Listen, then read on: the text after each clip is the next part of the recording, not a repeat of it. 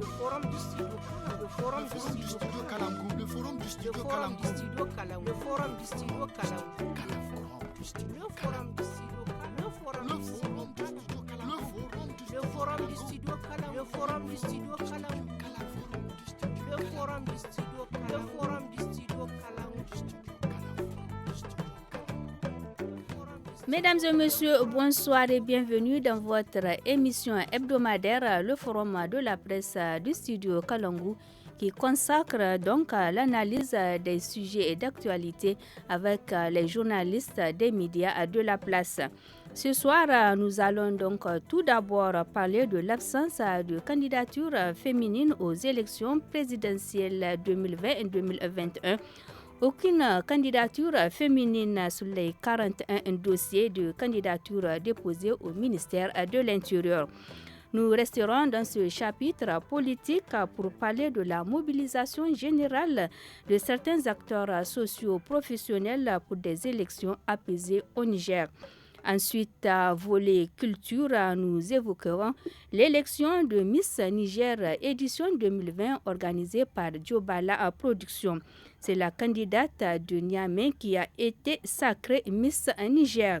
Et enfin, nous terminerons avec les félicitations de la CEDEAO adressées à Alassane Ouattara suite à sa réélection à la tête de la Côte d'Ivoire. Pour échanger autour de ces sujets, j'ai le plaisir de recevoir dans ce studio Maimouna Yado, journaliste indépendante, Hassan Boukara, journaliste à la radio alternative, et Issa Amadougou, journaliste freelance qui va participer à ce forum en ligne. Merci donc d'être venu dans ce forum.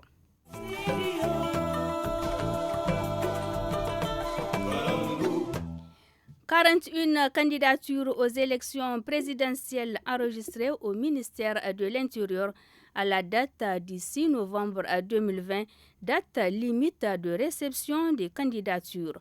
Parmi ces candidatures, l'on note une absence notoire de la candidature féminine, contrairement aux élections présidentielles de 2016 où donc il y a eu une candidature féminine, celle de Madame Bayar Mariama Gamachi. Pour commencer, je vous propose de suivre donc l'interview que nous a accordée la politologue Dr Elisabeth Chérif sur la question de la candidature féminine au Niger. On l'écoute. Beaucoup de facteurs sont susceptibles d'expliquer cette absence de femmes à ce haut niveau de compétition électorale et notamment des pesanteurs socio-culturelles qui sont désavantageuses parce qu'elles présentent la politique d'une manière générale comme étant le domaine de prédilection des hommes. En ce qui concerne spécifiquement l'élection présidentielle, cela concerne la haute magistrature de l'État. Et jusqu'à présent, dans nos sociétés, il y a des mentalités qui ne sont pas du tout favorables et qui sont même hostiles au commandement féminin. Avoir une femme à la tête d'une institution n'est pas encore bien accepté dans certains milieux sociaux de ce pays. À cela s'ajoute la caution demandée pour la participation, la somme de 25 millions qui n'est pas à la portée de toutes les femmes qui travaillent honnêtement. Vous venez là donc de suivre l'entretien que nous a accordé la politologue Dr Elisabeth Chérif sur la question de la candidature féminine au Niger. Quel commentaire vous inspire l'analyse de Dr Elisabeth Chérif? Je commence par vous. Issa Amadougou, vous êtes en ligne. Merci Fatih. Moi je pense qu'il n'y a pas une exception ici à soulever ou bien une surprise. D'ailleurs c'est Madame Bayar qui a osé pour la première fois. Vous le savez très bien, la scène politique au Niger a été toujours dominée par les hommes. Et même dans les postes nominatifs. À un temps, on attendait même à avoir un premier ministre, une femme. Mais ça n'a jamais été le cas. Au Niger, il n'y a que des slogans. La pratique est là et les gens, quand ils veulent profiter de l'argent des partenaires, ils font des slogans. Participation féminine. Faire en sorte que la femme retrouve sa place dans le concert des grandes décisions. Tout ça, c'est des choses que ce n'est que des slogans, mais dans la réalité des faits, ce n'est pas ça. Mais il faut situer le problème aussi à deux niveaux. D'abord au niveau des femmes. Parce que vous voyez, à l'heure actuelle, nous sommes toujours quand on regarde aujourd'hui la pléthore de toutes ces organisations qui défendent la cause féminine, elles sont toutes calées aujourd'hui dans cette histoire de quota. Si c'est pour battre le pavé pour le quota, elles sont les premières. Mais maintenant, sur des questions qui engagent la vie de la nation, les femmes sont toujours derrière à croiser les bras pour dire les bras. Mais comment, si vous voulez que les choses changent, que ça puisse être comme ça? C'est vrai, comme Dr Elisabeth a eu à le dire, il y a des préjugés et des conceptions aujourd'hui qui n'avantagent pas. Mais ces préjugés, on ne doit pas les laisser ainsi. Il faut que les femmes elles-mêmes puissent faire bouger les choses. Aujourd'hui, quand même, quand on voit dans la sous-région, aujourd'hui, les postes même électifs et les postes nominatifs que les femmes occupent, vraiment, on pense qu'au Niger, les choses doivent changer. Aujourd'hui, il y a combien de campagnes? Même quand on parle d'élections, la mobilisation au niveau des urnes, c'est les femmes. Ce ne sont pas les hommes qui se mobilisent. Même pour aller retirer leur carte de vote, du recensement jusqu'au retrait des cartes d'électeurs, jusque dans les urnes, qui on voit? Ce sont les femmes. Mais ces femmes aujourd'hui sont utilisées par ces politiciens. Elles n'arrivent pas à s'affirmer. Elles sont toujours dans le slogan avec leurs leaders qui sont cloîtrés dans des partis politiques qui n'osent dire que des mots. Mais si c'est pour venir à des débats, à le faire, il faut le dire. Aujourd'hui, c'est la femme même, ces préjugés dont parlait Dr Elisabeth. Les femmes peuvent les combattre. Mais si les femmes aussi n'arrivent pas à s'affirmer, aujourd'hui, moi je pense que la situation, elle va rester telle qu'elle. Mais pour que les choses changent, il faut qu'on passe du slogan à la réalité du terrain.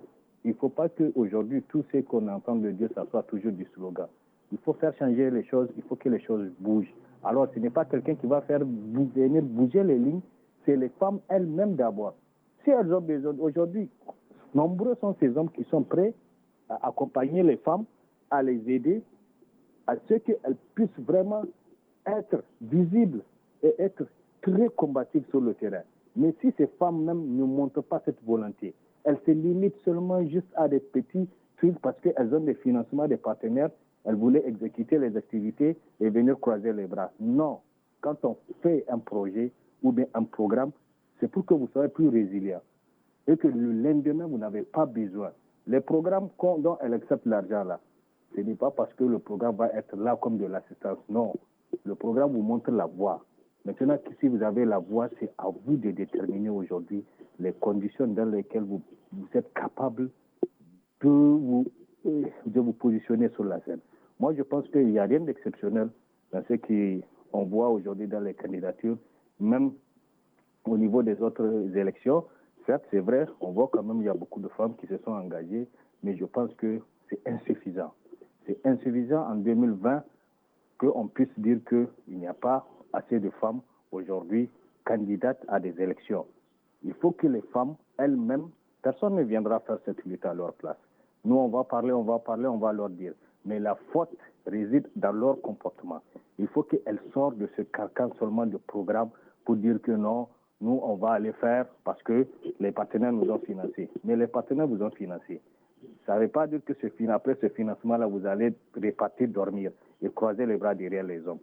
Les hommes vont continuer à dominer la scène tant que les femmes elles-mêmes, elles n'arrivent pas à arracher. Il ne faut pas que ça soit quand le 13 mai, il y a des beaux discours. Oui, mais merci Issa Madougou. Je donne à présent la parole à Maïmouna Diado. Maïmouna Diado, quel commentaire vous inspire l'analyse du docteur Elisabeth? Fatih, docteur Elisabeth a parfaitement, elle a dit ce que je pense aussi, que la femme aujourd'hui, il faut regarder le contour, il faut regarder dans la société que nous vivons. Aujourd'hui, cette société n'est pas prête à accepter qu'une femme soit présidente de la République. C'est très difficile. Aujourd'hui, il faut regarder également économiquement la situation de la femme nigérienne. On demande 25 millions pour la caution. Quelle est la femme aujourd'hui qui détient les 25 millions? Mais il ne faut pas regarder aussi les 25 millions. Mais après les 25 millions, comment est-ce que ça va se faire la campagne? C'est ça. Et deuxièmement, troisièmement, c'est que la femme elle-même, elle ne croit pas en sa capacité aujourd'hui. En fait, il y a une résistance en elle. Elle n'est pas sûre qu'elle peut convaincre, déterminer convaincre une population ou une société à la suivre. Donc, il y a tout ceci. Il y a également le fait que chaque fois, quand on parle, on dit que la femme, elle est le maillon faible de la société. Je ne suis pas d'accord qu'on tienne ces propos à l'égard de la femme. Qu'elle soit maillon faible de la société, c'est elle qui veut être maillon faible de la société. Mais elle peut, comme l'a dit Isa, changer les choses. Il faut que les choses bougent. Parce que ces acteurs qui sont là aujourd'hui, ces ONG qui sont là, ces ONG et les partenaires sont en train de les accompagner. C'est pour qu'il y ait un changement de comportement à leur niveau. Mais si le changement de comportement ne vient pas d'elle-même, ça sera très difficile que nous arrivons à ce qu'on ait une candidature féminine aux élections présidentielles. Quand vous regardez les élections législatives et locales, c'est parce qu'il y a un quota. C'est le quota qui fait en sorte aujourd'hui que ces femmes se bousculent pour aller à ces élections. Mais moi, j'ai été toujours contre ce quota. Parce que quand vous dites qu'il y a un quota qui est là, ça veut dire que vous ne donnez pas l'opportunité à la femme de se battre. Vous la mettez dans une position de faiblesse. Et elles acceptent la position de faiblesse. Maintenant, la première femme en 2011, c'est Mme Bayar Gamachi. Oui, Mme Mariam Gamachi. Voilà, il fallait demander à Mme Bayar Gamachi, après 2011, pourquoi elle ne s'est pas repositionnée en 2016 et pourquoi on attendait sa candidature en 2020 et elle ne s'est pas encore repositionnée. Peut-être qu'elle a beaucoup de choses à dire, mais je suis sûre que parmi tout ce qu'elle va dire, il y aura la détermination dedans. Il y a que les femmes ne soutiennent pas. Il y a également les projets de société. Aujourd'hui, quand ton projet de société ne peut pas convaincre une société, tu peux être une femme, tu peux être même un homme. Quand ton projet de société ne peut pas convaincre une société, là, tu passes à côté. Et je ne suis pas d'accord à ce qu'on dise que peut-être la femme, c'est des préjudices, il y a des préjudices sociaux. Oui, mais Mounediado, avant donc d'arriver à cette question, puisque la question viendra après, je donne la parole à Hassan Boukar. D'accord, merci. Merci. C'est une question qui arrivera après. Je pense que mes prédécesseurs ont fait le tour, Dr Elisabeth, Issa et Memouna, tout ça. Et je suis bien d'accord avec la conclusion de Memouna. On a quand même une expérience avec Mme Bayar, qui a déjà été candidate, qui n'est plus candidate en 2020. Ce serait bien de faire parler Mme Bayar. Mme Bayar est quand même une actrice bien connue de l'espace public. Elle a quand même commencé comme militante pour la cause de la femme. Elle a connu le gouvernement. Elle a fait une carrière internationale. C'est quand même un acteur majeur sur la scène publique qui a osé se présenter aux élections et donc finalement qu'on ne retrouve plus. Alors, quelle est la raison? Je pense que tous les arguments qui ont été mis sur la table tiennent. Il y a d'abord la question de l'argent. 25 millions, je considère que c'est beaucoup, beaucoup d'argent. Et je me rends compte que presque personne ne le critique. Parce que si vous ne le critiquez pas, ça veut dire que nous sommes tous d'accord pour que l'argent joue un rôle majeur dans les processus politiques. Dans un pays probablement le plus pauvre du monde, on utilise l'argent pour éliminer les plus pauvres. Et donc, je vois que personne ne le critique. C'est comme si chacun s'est dit, je suis capable, il me faut avoir ces 25 millions pour être candidat. Alors pour les femmes, ce n'est pas surprenant en tant que tel. C'est simplement le constat que le moment où la femme va prendre sa place dans l'espace public aux côtés des hommes n'est peut-être pas encore venu. Il y a peut-être encore du chemin pour arriver à ça.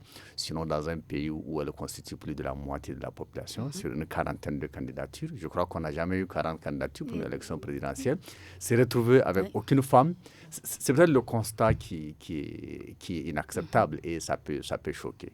Maintenant, ce qui serait davantage choquant, c'est si on retrouvait moins de femmes sur les élections législatives et locales.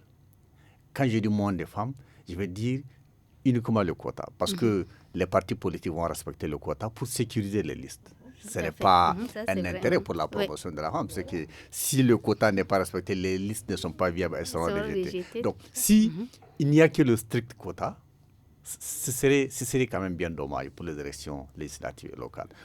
Il y aura un seul président de la République, mais on aura plusieurs dizaines de parlementaires.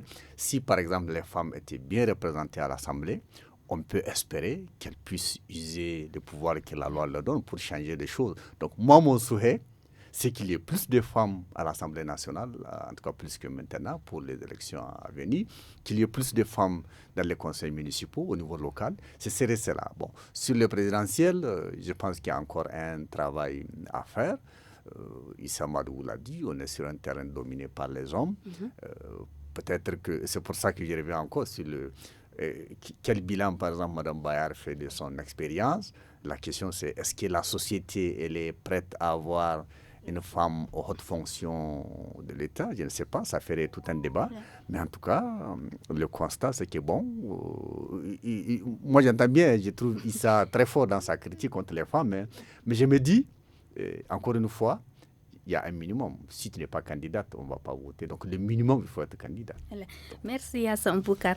Au Niger, les femmes occupent plus de la moitié de la population, estimée à plus de 22 442 948 habitants selon l'INS en 2018. Malgré leur poids démographique, les femmes sont sous-représentées au plan politique. Qu'est-ce qui freine réellement la participation politique des femmes au Niger? Manque de moyens, incapacité, poids culturel, Maïmouna Diado? Vous l'avez dit, manque de moyens, incapacité, c'est surtout l'incapacité. Je ne mets pas d'abord l'argent en avant. Parce que quand vous êtes dans un parti politique, il faut savoir pourquoi vous êtes dans un parti politique. Pourquoi vous militez dans un parti politique. Parce que quand vous êtes dans un parti politique, on voit tout de suite qu'une femme est là pour mobiliser. Les postes, c'est des seconds postes qu'on vous donne. Ça veut dire que vous pouvez mobiliser pour un parti politique, mais vous ne pouvez pas mobiliser vous-même votre propre électorat. Donc, ça veut dire que là, il y a un problème. Parce que si, pour changer la mentalité des femmes, il faut d'abord qu'il y ait une sensibilisation. Et sensibiliser, les former d'abord sur les questions politiques. Pour que ces femmes-là connaissent c'est quoi d'abord la politique. Est-ce qu'on vient en politique parce qu'une telle est en politique ou bien parce que c'est un leader qui est en politique et j'aimerais être à côté de ce leader. Mais on vient en politique, c'est pour se battre, c'est pour s'affirmer. Donc s'il n'y a pas tout ça, ça veut dire que jusqu'à présent, on reste, la femme, elle reste au bas de l'échelle. Et maintenant, il y a aussi l'instruction. Ça veut dire qu'il faut des femmes instruites. Aujourd'hui, quand on regarde, on a 52% de la population féminine, elle est féminine.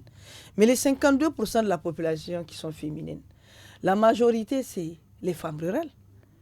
Est-ce qu'aujourd'hui, ces femmes citadines qui représentent peut-être 10% de ces 52%, est-ce que ces femmes rurales et ces femmes citadines peuvent faire l'affaire de toutes ces femmes rurales-là?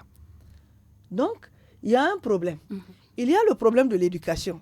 Donc, il faut qu'on aille vers le maintien de la jeune fille à l'école, l'instruction de la jeune fille. Parce que peut-être pas aujourd'hui, mais il faut regarder dans l'avenir. Pour que les choses changent en matière de politique, d'ici 2030, l'horizon 2030, il faut d'abord qu'il y ait le maintien de la scolarisation de la jeune fille et de son maintien à l'école. C'est ça qui va faire changer les choses. Oui. Voilà. Oui, Maïmouna, oui. Il y a Issa Madougou qui est en ligne. Je vais lui donner la parole. Issa est en ligne. Issa Madougou, quelles sont les mesures à mettre en œuvre pour assurer une égalité de chance aux femmes donc, face aux hommes pour les échéances électorales? Oui. Mais je vais rebondir sur quelque chose dont je ne suis pas d'accord avec Maïmouna quand elle parlait de sensibilisation et de moyens. Les sensibilisations, là, depuis combien d'années on est en train de faire des sensibilisations? Honnêtement parlant. Donc, on n'a pas de résultat. Ce qui veut dire qu'il y a un problème qui se passe à un niveau. Il y a donc, normalement, quand on entreprend quelque chose, on doit évaluer pour voir l'impact. Les sensibilisations, on en a fait toujours. Même quand vous parlez pour dire qu'aujourd'hui, certes, c'est vrai, c'est statistique, tout le monde le sait que le plus souvent, c'est pour amadouer le monde extérieur, les Nations Unies et qu'on soit, pour qu'on puisse venir voir comment ça se passe, les conditions de la femme. Mais il faut que ça s'arrête d'être un slogan et un moyen de se faire l'argent. Les femmes rurales, là, aujourd'hui, elles sont en train de développer des capacités que même les femmes qui s'estiment citadines, être instruites, elles n'arrivent pas à le faire. Aujourd'hui, quand vous partez, vous allez voir des méthodes de résilience face à l'insécurité alimentaire, face au bien-être de la famille, face à l'éducation des enfants, malgré que l'école ne marche pas dans les milieux ruraux. C'est des choses que nous... Mais comme nous sommes dans une société dominée par les hommes, où les décisions prises par les hommes ne sont pas contestées, c'est ce qui fait en sorte qu'on ne voit pas cela. Aujourd'hui, comment faire pour changer les choses? Il faut que toutes les femmes, sans exception, arrivent à regarder dans la même direction. Il ne faut pas que seulement ces femmes rurales soient seulement des cibles de programmes pour satisfaire l'envie de certaines femmes. Il faut que ça s'arrête. Aujourd'hui, cette lutte-là, vous voyez des pays comme au Sénégal où ils sont à la parité. Vous pensez qu'elles sont parties dormir et se cloîtrer aujourd'hui derrière les hommes pour avoir ça? Non, elles se sont battues. C'est extraordinaire quand vous voyez la qualité des débats dans l'hémicycle au Sénégal. Vous pensez qu'on ne peut pas le faire ici? On peut bien le faire. Parce que quand vous regardez, même au sein des partis politiques, organisation de femmes, virgule, femmes, organisation femmes, point d'exclamation, elles sont toujours là, cloîtrées derrière les hommes. C'est comme si elles n'arrivent pas à s'imposer, à donner leur vision. Aujourd'hui, une formation politique, c'est un regroupement à base d'une idéologie et des intérêts. Un groupe ne peut pas imposer à un autre groupe. Donc, moi, c'est ce que j'ai dit. Les femmes, personne ne viendra faire cette lutte. Aucun homme aujourd'hui ne va venir, un leader, pour dire que non, moi je vais porter 80% de femmes sur mes listes. Non. Comme Boukar l'a dit, même le quota là, c'est pour qu'on ne rejette pas leur liste. Donc c'est aux femmes aujourd'hui de faire ce combat, d'arrêter d'être toujours en arrière, d'être des mobilisatrices pour certains, à arriver à leur fin, pendant que même quand vous voyez dans la configuration, c'est les femmes qui sont les plus nombreuses. Gouvernement, quota, non. Il faut que les femmes arrivent à s'imposer. Moi, je ne suis pas d'accord aujourd'hui qu'on me dit, depuis la démocratie, qu'au Niger, il n'y a pas de femmes qui se sont succédées à la primature. Pourquoi? Merci, M. Issa Madoukou. On passe au deuxième sujet de ce forum de la presse. À quelques semaines des élections locales, législatives et présidentielles, la mobilisation des couches socio-professionnelles pour des élections apaisées s'est fait déjà sentir avec des séries de déclarations du ministère de la Promotion de la Femme, de la Protection de l'Enfant, de la Commission nationale des droits humains, CNDH. Ces derniers appellent surtout les médias à plus de responsabilité dans le traitement de l'information. Quelle appréciation faites-vous de ces initiatives d'apaisement du climat politique en vue des élections prochaines, Monsieur Hassan Boukar? Merci. Bon, je pense que pour tous les observateurs de la scène politique, ces élections s'annoncent difficiles. On vit déjà presque une crise préélectorale. Et donc, de cette crise préélectorale, on s'est dit que ça peut impacter négativement l'organisation des élections. Mais pour certains, il est sûr qu'on débouche sur une crise post-électorale. Donc, ces risques, je pense qu'ils sont perceptibles par tous les acteurs. Et c'est pour ça que la CNDH, par exemple, a pensé mettre en place ce comité de sages pour s'adresser à tous les acteurs, rappeler aux gens les risques qu'on voit déjà à travers les déclarations, ce qu'on dit sur les réseaux sociaux, et le fait que tout cela n'est pas de nature à créer les conditions d'une élection paisible, acceptée par tous. C'est un risque que tout le monde voit, et donc c'est bien. Alors je me dis, face à ces risques, où on s'était, où on prend des initiatives en espérant changer les choses, c'est ce que la CNDH a fait.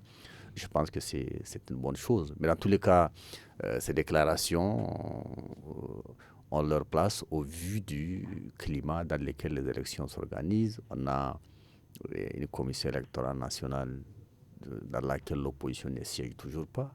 Il n'y a pas de dialogue entre la majorité et l'opposition, ça fait des années. Il y a quasiment une rupture entre ces deux blocs. Sur les réseaux sociaux, les choses s'enflamment autour de certaines candidatures en particulier. Tout cela laisse croire que les élections à venir sont vraiment des élections à risque. Alors face à cela, je comprends bien que les gens puissent alerter en disant préparons-nous, faisons attention au vu de ce qui arrive. Moi, je m'attends par exemple à ce que le président de la République ne se taise pas aussi. Pendant quelque temps, on l'a vu lors de ses déclarations à la nation, dire qu'il tend la main à l'opposition. Parfois, il se félicite des dialogues entre l'opposition et la majorité. On sait maintenant que ces dialogues n'existent pas en tant que président de la République. Il s'est engagé souvent à la veille des élections pour dire qu'il porte sur lui la bonne tenue des élections. Il faut bien, aujourd'hui, que tout le monde perçoive les risques, qu'il ne se taise pas, qu'il puisse agir de façon à ce que les élections soient effectivement qu'elle puisse se tenir dans un climat apaisé et tout ça. Donc je crois qu'il a aussi un rôle, pour l'instant je ne l'ai pas entendu, sauf si j'ai raté quelque chose. Il faut bien qu'il puisse aussi, avec tous les pouvoirs que la loi lui donne, il puisse agir de façon à ce que ces élections-là, quand ça arrive, si je ne le souhaite pas que les choses arrivent, il ne faut pas que les gens disent on ne sait pas. Il y a beaucoup de signaux qui laissent croire que ces élections sont à risque. Donc il ne faut pas que les gens disent après on ne savait pas. Voilà. Merci Hassan Boukar. Issa Madougou, la période électorale est un moment crucial où l'ordre public peut être remis en question. Un moment où le besoin d'informations vérifiées, fiables et équilibrées se fait sentir. À ce propos, la CNDH a lancé un appel aux journalistes d'être impartials dans le traitement de l'information. Quel comportement doivent-ils donc adopter les journalistes durant cette période des élections avec tous les enjeux qui en sont liés, Issa Madougou? Merci Fatih. Moi, je pense qu'aujourd'hui, ce n'est même pas au niveau des médias que l'inquiétude doit se poser, parce que tout le monde sait que les médias devront fonctionner en fonction dans la collecte, le traitement et la diffusion de l'information en fonction de l'éthique et la déontologie, tout en ne perdant pas de vue les différents points inclus dans la charte du journalisme nigérien. Aujourd'hui, le défi majeur, ce sont ces réseaux sociaux. Tout à l'heure, Boukar a un peu effleuré cela. Ça s'enflamme beaucoup là-bas. Il y a comme une machine de fabrication de fake news. Il y a aujourd'hui, on ne sait même pas quoi. Ces réseaux sociaux aujourd'hui devraient être des moyens même pour ces jeunes de gagner des revenus. Mais l'usage dont on fait aujourd'hui sous la bannière politique, c'est extrêmement grave. Moi, je suis d'accord à ce que aujourd'hui que tous ces appels-là puissent être entendus. Mais au-delà de ça, il faut qu'il y ait aussi l'implication du chef suprême de la nation. Il faut que le chef d'État, qui aujourd'hui se dise qu'il va laisser le pouvoir à la fin de son mandat, il va organiser des élections et partir, puisse aujourd'hui s'impliquer pour que tout ce processus se déroule dans le calme, la paix, la sérénité, et que ce soit des élections transparentes et inclusives. Parce qu'aujourd'hui, les défis qui s'imposent, moi je ne vois pas ça même au niveau des médias, parce que vous n'êtes pas sans le savoir qu'il y a des formations qui sont données à l'aube des élections aux professionnels des médias.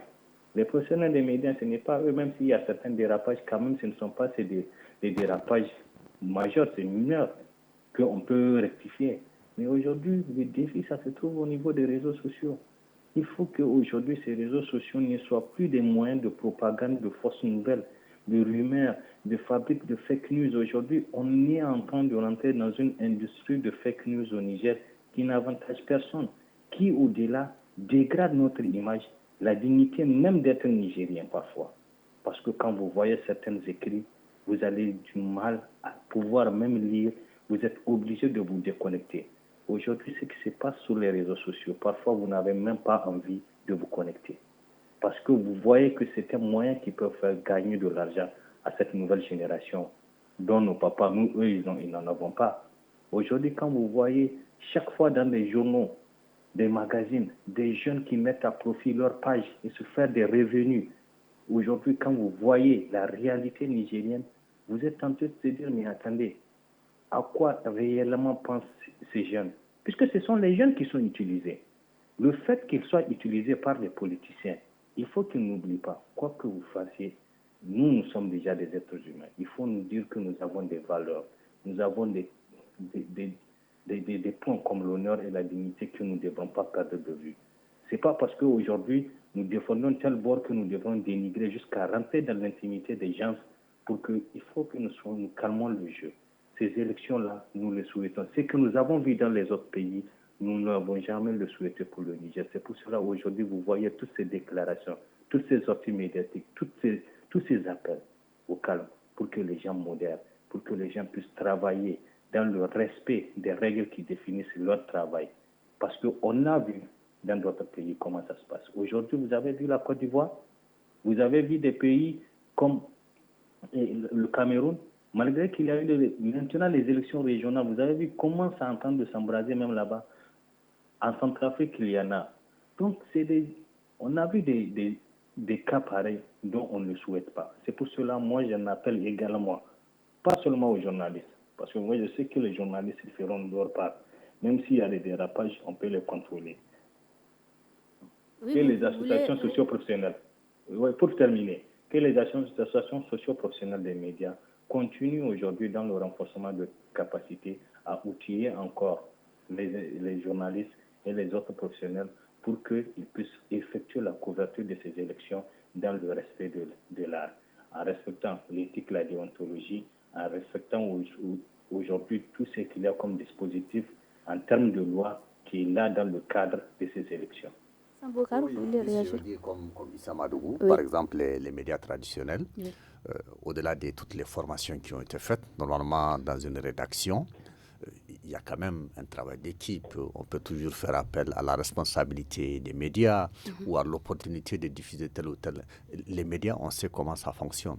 Ce qui est peut-être difficile aujourd'hui à contrôler, c'est les réseaux sociaux, la façon dont les gens l'utilisent comme ils veulent, etc., etc. Donc, à mon avis, il y a beaucoup plus de risques aujourd'hui sur les réseaux sociaux que sur les médias traditionnels qui ont quand même des responsables, des gens qui répondent et des gens qui ont la chance d'avoir beaucoup d'accompagnement, de formation à la veille d'un événement majeur comme les élections. Le problème, ça va être sur les réseaux sociaux. Mais Moundiado, quel comportement du côté des politiciens, quel comportement doivent-ils adopter pour des élections apaisées? Le comportement que les politiciens doivent adopter, c'est de bien se comporter. C'est pas parce que peut-être que vous êtes des politiciens que vous allez sur dans l'arène pour un challenge, qu'aujourd'hui vous souhaiterez à ce que le Niger s'enflamme. Je ne suis pas vraiment d'accord sur ça. Faites votre politique, tenez des propos qui ne vont pas enflammer en fait ce Niger. Tenez des propos à l'endroit de vos militants d'une manière où ces militants peuvent vous comprendre. Ce n'est pas la guerre. Nous ne faisons pas la guerre. Nous allons à des élections. Et aujourd'hui, l'enjeu de ces élections, c'est d'abord vous, les politiciens. C'est à vous de montrer le bon exemple pour que vos militants qui sont avec vous, qui sont derrière vous, puissent également montrer le bon exemple et pour que nous puissions arriver à des élections apaisées au Niger. Mais avec ce que nous voyons sur les réseaux sociaux, mais ça fait peur. Quand on voit quelqu'un se déchaîner sur quelqu'un de l'autre côté, mais on a l'impression que, est-ce que nous sommes au Niger? Est-ce que c'est la culture qu'on nous a inculquée? Est-ce que ça, c'est les bonnes manières? Est-ce qu'aujourd'hui, celui qui aspire aujourd'hui à diriger un pays, est-ce que c'est le comportement qu'il doit avoir? Est-ce qu'il y a tellement de questions qu'on doit se poser et que je me dis que les politiciens doivent également, ne serait-ce que quelques minutes, réfléchir à la situation du Niger, de voir la situation du Niger autrement. Parce que tout celui qui aspire à diriger un pays, c'est qu'il n'y ait pas de problème à la longue. Tu ne peux pas diriger un pays quand il n'y a pas le calme. Tu ne peux pas diriger un pays quand il y a l'insécurité. Donc, aujourd'hui, vraiment, l'appel qu'on doit lancer, ou bien l'appel que moi je vais lancer à l'endroit de ces politiciens, c'est vraiment de revenir à une situation de calmer les choses, de tenir des propos qui ne vont pas enflammer le pays. Voilà. Merci Maïmouna Diado. Enfin, nous abordons le dernier sujet du forum de la presse de ce soir. Comme je l'ai annoncé au début, un communiqué au sujet de l'élection présidentielle de la Côte d'Ivoire. La CEDEAO dit en substance avoir pris donc connaissance de la décision du Conseil constitutionnel du 9 novembre 2020 portant publication des résultats définitifs de l'élection présidentielle du 30 octobre et qui proclame Alassane Ouattara donc réélu président de Côte d'Ivoire. La CEDEAO a adressé au président élu Alassane Ouattara ses félicitations dans la conduite des élections et elle l'encourage à poursuivre ses efforts pour la consolidation et l'application des acquis de la Côte d'Ivoire et de tout mettre en œuvre en faveur du rassemblement des Ivoiriens pour relever le défi. Quel commentaire vous inspire la position de la CEDEAO dans le dossier ivoirien, Memoun Diado? Fatih, c'est tout à fait normal. C'est une institution et l'institution ne fait que jouer son rôle. C'est d'apaiser le climat politique. Quand il y a lieu d'apaiser, il faut le faire. Donc, moi, je vois qu'au vu de la situation en Côte d'Ivoire, tout ce qu'on peut faire, tout ce que la CEDEAO peut faire, c'est ce que la CEDEAO vient de faire. C'est de calmer le jeu.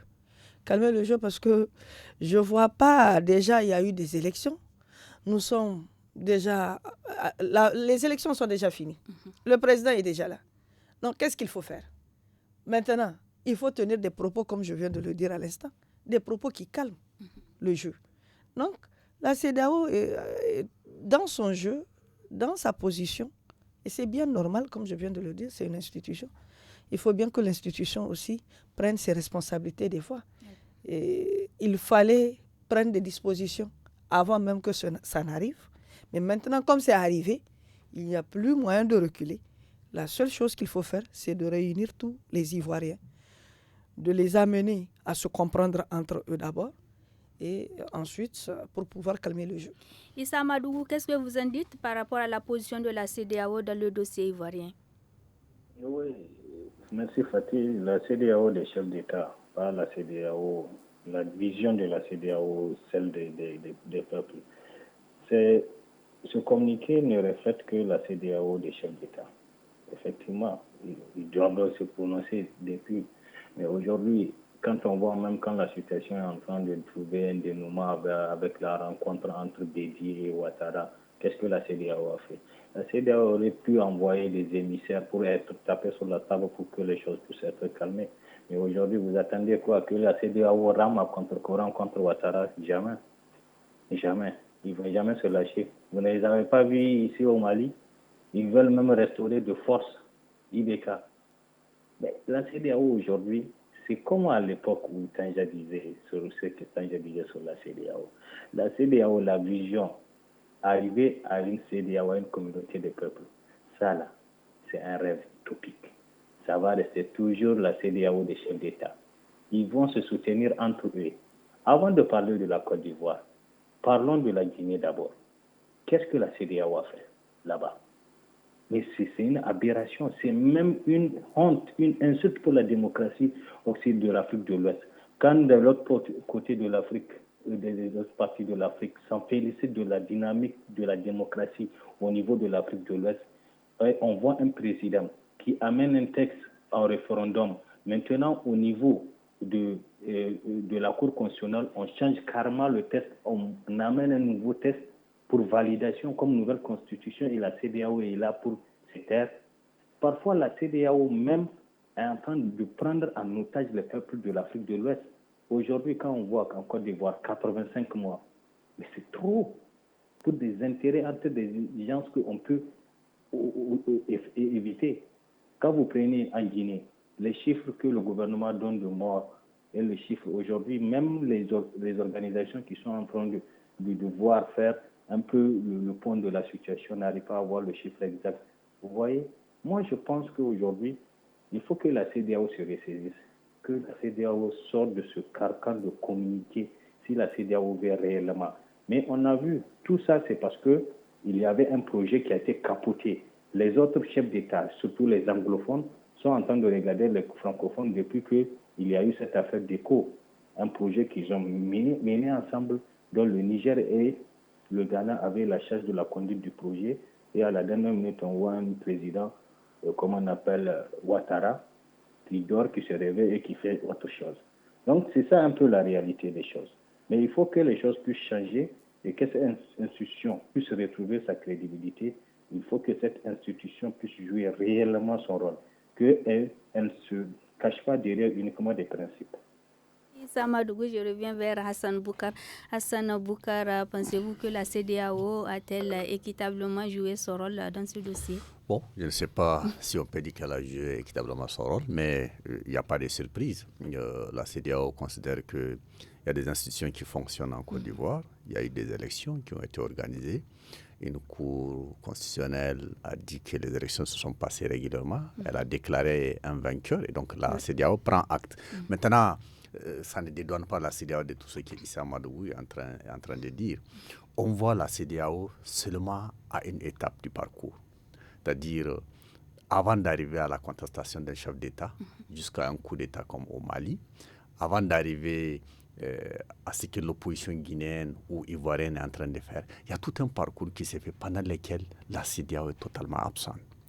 La CEDEAO arrive au moment où les choses s'empirent, c'est-à-dire lorsqu'on arrive à contester des institutions. Par exemple, regardez au Mali, ceux qui ont manifesté avant le coup d'État, ils disent on est dans un système judiciaire totalement corrompu, accaparé par ceux qui ont la gestion du pouvoir politique, qui fait que nous, peuple malien, on n'est pas satisfait de ça. Et ça, inévitablement, ça débouche sur des crises.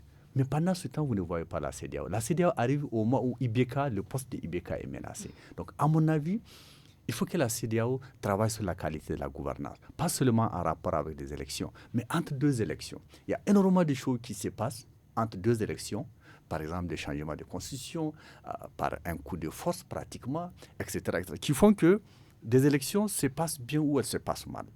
Donc, en amont, tout ce qui se passe, la CEDEAO est totalement absente. On a comme l'impression que le protocole de la CEDEAO sur la bonne gouvernance, elle ne concerne que le fauteuil présidentiel. C'est un peu comme ça que j'ai lu la réaction d'Issa Madougou. Donc, à mon avis, il faut bien qu'on arrive à une CEDEAO qui travaille aussi sur la qualité de gouvernance entre deux élections, qu'elle n'attende pas les crises. Parce que les crises ont été préparées en amont. Il y a beaucoup de choses qui font que les institutions ne fonctionnent pas très bien. La Constitution est violée à l'agrément dans nos pays. Et tout cela débouche souvent sur des élections mal organisées ou la contestation du président en tant que premier responsable. Donc, en amont, il faut que la CEDEAO arrive à apprendre à travailler. Ce ne sera pas simplement lorsqu'on conteste un poste. Merci Hassan Boukar. Pour terminer, on parle un peu de la culture disparue depuis plusieurs années dans le monde culturel. Cette compétition qui fait la promotion de la beauté féminine nigérienne refait surface. L'édition de l'élection Miss Niger 2020 est reprise sous l'initiative de l'agence de communication Ndiobala Production. Et la compétition s'est vue le sacre de Myriam Abdou Saleh, candidate au titre de la région de Niamey. Mais Diado, comment appréciez-vous le retour de cette compétition de Miss Niger? Bon, le retour de cette compétition de Miss Niger, Fatih, je vais d'abord te poser aussi la question. Comment est-ce qu'il y a eu le retour donc, de cette compétition? Parce que, à mon avis, je savais que les marabouts avaient contesté la tenue, la poursuite, je dirais, des autres éditions de Miss Niger. Avant, c'était organisé par Al-Fadi. C'est Al-Fadi qui organisait. C'est en collaboration du ministère de la Culture. Avant, c'était l'initiative d'Al-Fadi. C'est après que le ministère a rejoint Al-Fadi dans ce grand événement. Bon, maintenant, comment est-ce que je vois ça? Je vois que bon, si ça peut aider. Ça peut aider la culture. Parce que je ne dirai pas plus. Je n'ai pratiquement pas trop de choses à dire sur ça. Issa Madougou? Bon, moi-même, franchement, je n'ai pas bien trop suivi cet événement, mais moi, je pense que si c'est un truc qui est organisé au Niger, pourquoi pas encourager à continuer si ça, c'est pour promouvoir la culture nigérienne. Moi, je pense que quand des jeunes Nigériens veulent vraiment entreprendre, quel que soit dans le domaine, il faut juste les encourager. Ouais. Mais moi, je n'ai pas trop suivi.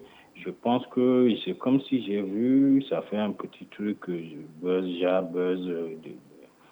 c'est qu'on décrit tout à l'heure le comportement là, mais je n'ai pas trop suivi, je n'en sais pas beaucoup sur ça, franchement. Mais si c'est pour promouvoir la culture nigérienne, bon vent à l'équipe qui a eu à le faire. Mais il ne faut pas qu'on... Nous sommes... merci. Voilà, mais je veux ajouter quelque chose. Il ne faut pas qu'aujourd'hui, les gens se cachent derrière quelque chose pour essayer de dire quand les gens prennent des initiatives, il ne faut pas forcément dire que non, ce n'est pas bon. Apporter des propositions pour qu'on puisse améliorer afin que ça puisse se conformer aux réalités. Mais il faut que les gens arrêtent de dire non, c'est pas bon. C'est pas bon là, on peut l'arranger. Quand vous venez, c'est ça qui décourage aujourd'hui beaucoup de jeunes qui veulent faire des initiatives. Selon vous, quels sont les points d'amélioration de cette compétition? Non, moi, j'ai lu quelques lignes. Hein. C'est parce que je m'aspirais un peu à aller au fond dans le commentaire. J'ai vu quelques commentaires sur l'organisation. Mais moi, ce que j'estime, c'est mon point de vue. J'ai dit quand on a une idée d'une personne, il ne suffit pas forcément de rejeter l'idée de la personne, mais faire des propositions pour qu'on puisse améliorer l'idée, que ça puisse conformer, même si vous dites que ce ne sont pas nos réalités. Aujourd'hui, les gens se cachent derrière la religion. Ta foi, c'est entre ta relation entre toi et le Dieu, ton créateur. Donc, arrêtez de se cacher derrière sous des prétextes pour dire, si vous ne pouvez pas aider la personne, laissez la personne. Mais quand même, si vous pouvez aider, ne rejetez pas carrément, ne découragez pas les gens. Moi, c'est ce que je vois. Il faut essayer de lui faire des propositions afin d'améliorer. On voit, voyez-vous, les fêtes culturelles que font en Afrique du Sud les Zoulous, les différentes ethnies de l'Afrique du Sud, mais c'est extraordinaire, conformé à leur réalité. C'est extraordinaire de le voir. Tout ça, moi, je pense que parce qu'il y a eu des propositions qu'on a pu améliorer. Nous sommes donc au terme de ce forum de la presse du studio Kalangu. Nous étions en compagnie de Maïmouna Diado, journaliste indépendante, Issa Madougou, journaliste freelance qui a participé à ce forum en ligne, et Hassan Boukar, journaliste à la radio alternative. Merci donc à tous nos invités d'avoir participé à ce forum. La présentation était assurée par Fatih Zakari. La technique Chombiano Abdulkader, la réalisation Mustafa Ayouba.